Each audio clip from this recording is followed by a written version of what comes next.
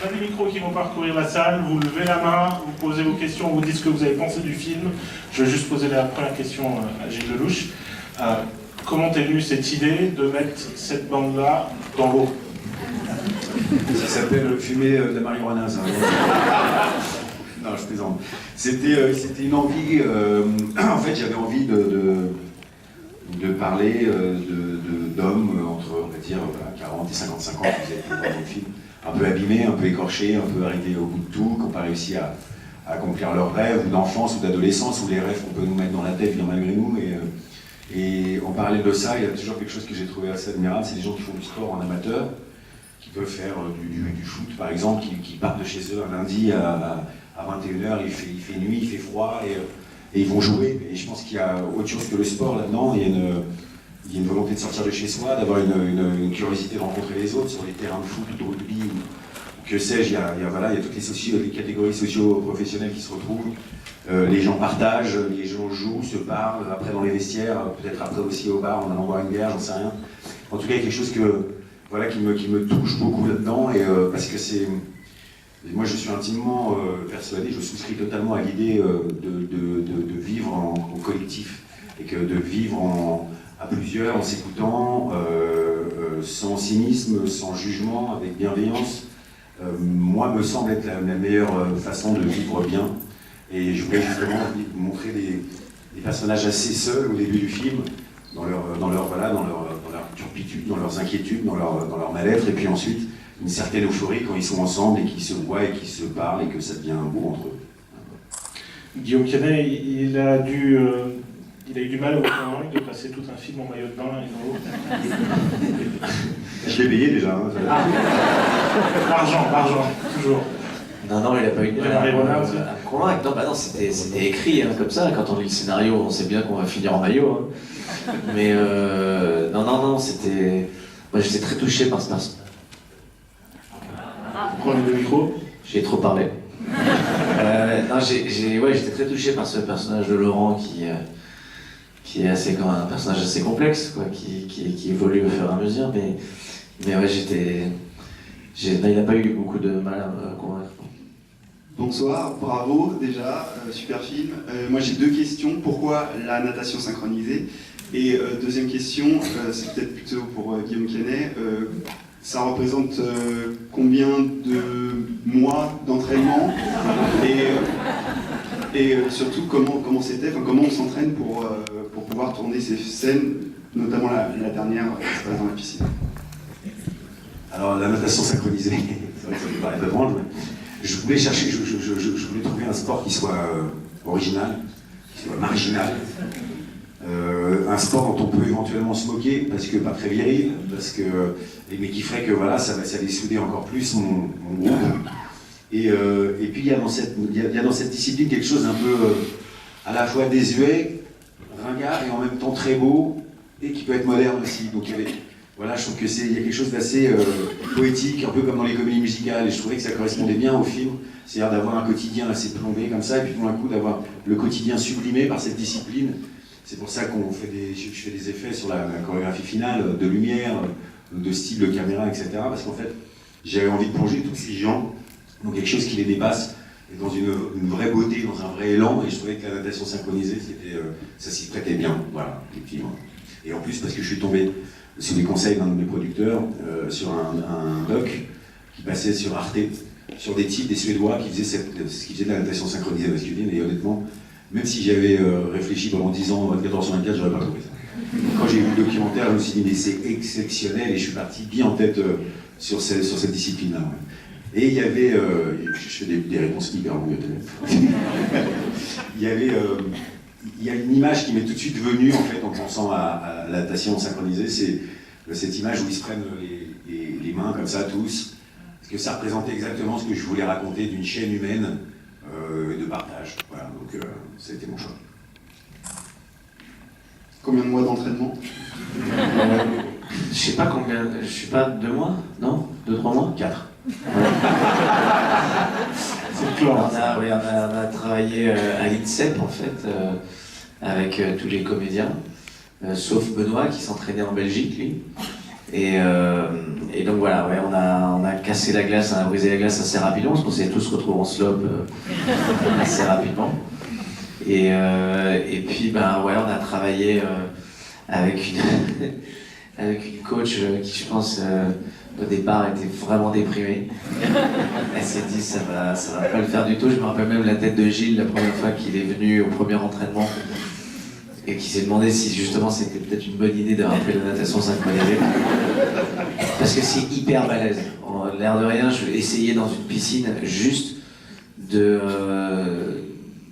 faire des choses sans vous servir de vos bras, de tenir la surface juste avec vos jambes, c'est hyper balèze. Donc après, quand il faut faire tous les trucs là, c'était vraiment...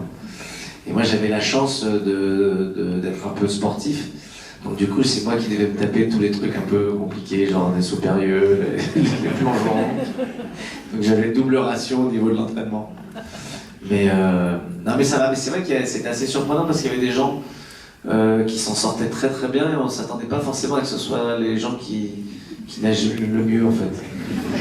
Genre Mathieu Amalric, moi j'avais jamais pensé qu'il nagerait comme ça. Moi, je pensais qu'il allait nager comme un parpaing, quoi, tu vois. Et en fait, il faisait des plongeons, mais incroyables, il plongeait majestueux et tout. C'était très très très très étrange. Et Benoît Poelvoorde. Mais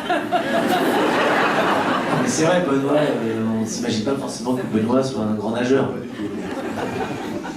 On le voit plus sauter dans des bombes, mais... Et pour la petite anecdote, Tamil, avec le connaît, hein. Je l'ai rencontré, c'était un casting sauvage. En fait, le personnage à la base n'était pas spécialement sri-lankais. Et je trouvais qu'il avait tellement une bonne tête que j'ai pris en le voyant sur photo. Je l'ai rencontré, bon, je m'aperçois qu'il parle pas très très très bien français. Et je ne le vois pas du tout. Et je lui demande, mais tu sais nager? Il me fait, oui. Mais un oui de merde. Et on va à cette fameuse journée d'initiation, donc dans l'eau. Il se jette dans l'eau et il s'accroche à la margelle comme ça. Et il bouge plus. Je vois, en fait, tu sais pas nager du tout. Non. Je dis c'est un peu chiant compte tenu du sujet du film. Il a fallu qu'il apprenne à nager avant d'apprendre à faire des chorégraphies. Il a passé 5 mois tous les jours dans l'eau. Vraiment. Pour 2 phrases de dialogue. Et en Sri Lankais. Mais honnêtement, c'est vrai que Julie Fabre, qui est l'entraîneuse de l'équipe olympique de natation synchronisée féminine, costaud, la première fois qu'elle les a vus, elle m'a regardé, elle est là, bon, faites ci, faites ça, montrez-moi ça, ok, d'accord, elle s'est tournée vraiment, elle n'y arrivera jamais. Panique. Et en fait, il y a un truc qui a vraiment fonctionné entre eux, c'est que, comme dans le film, ils se sont rencontrés en fait dans le bassin, en s'entraînant, parce que pour la plupart, ils n'ont jamais joué ensemble.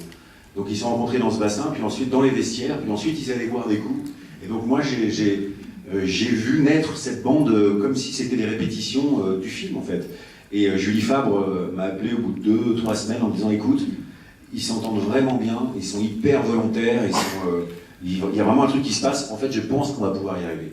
Et je vous assure que quand j'allais les voir à l'entraînement, j'étais content d'être réalisateur. Ils ont vraiment bossé comme des chiens, quoi. Vraiment. Donc j'ai eu beaucoup de chance d'avoir des acteurs aussi impliqués.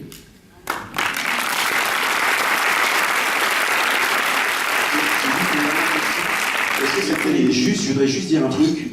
Il y a mon co-scénariste Ahmed Hamidi qui est avec nous. J'aimerais bien qu'il nous rejoigne sur la scène. Voilà. Comme ça, si vous avez des questions sur l'histoire. J'en ai juste une dernière. Est-ce que c'était les vrais cheveux de Jean-Hugues Anglade? Vous travaillez chez Jean Milag, peut-être. Non, ce ne sont pas ses vrais cheveux, c'est une perruque. Parce qu'en fait, moi j'adore toujours Jean-Hugues Anglade, mais j'avais un souvenir de Jean-Hugues Anglade quand on avait 25 ans, quand il faisait La Reine Margot, Les Marmottes, des films comme Killing Zoe, etc. Où il avait les cheveux longs, et j'adorais jouer avec ses cheveux longs comme ça, et des fois je lui disais, fais-moi du Anglade, fais-moi ça sur le tournage. J'étais hyper content de le retrouver avec ses cheveux longs, et c'est une perruque. Et ensuite, j'avais juste une question. C'est lié au personnage de Guillaume Canet. Et à un moment, il y a une scène plutôt dramatique ou très tendue dans le cinéma, et il propose de faire des crêpes. Et c'est pas si des crêpes. Donc voilà, je voulais juste savoir. Pardon, j'ai pas entendu la fin de la question. Voilà, ouais, s'il avait fait des crêpes ou pas, on ne sait pas. Est-ce que c'était la raison de la séparation ou pas? Est-ce que. Faut savoir peut-être ses idées. Vous êtes breton. J'ai pas mal d'origine, mais pas celle-là. Est-ce que j'ai fait des crêpes? Non, l'ambiance était vraiment trop pourrie. J'ai pas eu la chance de faire des crêpes. Ils se sont barrés avant. Non, mais j'aime beaucoup cette scène. J'aime beaucoup cette scène et j'adore le désarroi avec, dans lequel il se retrouve à proposer tout d'un coup un truc super cool, de faire des crêpes et de proposer un truc de famille ensemble, hyper convivial, et ça va être génial, on va manger des crêpes après le cinéma alors qu'il a déjà foutu tout en l'air. Et quelque part, on est un peu on devient un peu le schéma que l'on observe quand on est gamin en fait. Et je pense que ce qu'il a vécu avec sa mère, avec les montagnes russes de sa mère qui passent, je pense que c'est un peu un retour de ça en fait. Cette agressivité qui est tout d'un coup rompue et qu'il essaie de rattraper par la volonté de faire des crêpes.